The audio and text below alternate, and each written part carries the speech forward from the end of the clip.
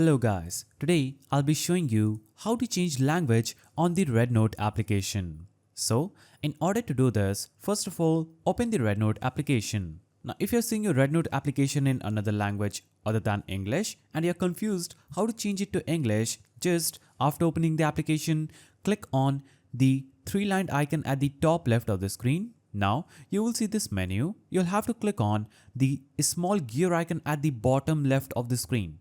When you click on this gear icon, that is just right here, it will show up this page. Here, choose the second option, that is the gear icon again. Now, choose the first option here and you will see an option saying English. Click on English and click on this red icon at the top right.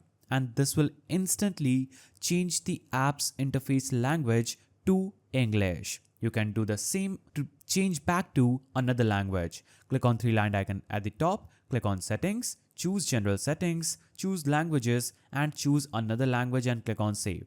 And that will instantly change language on the RedNote app.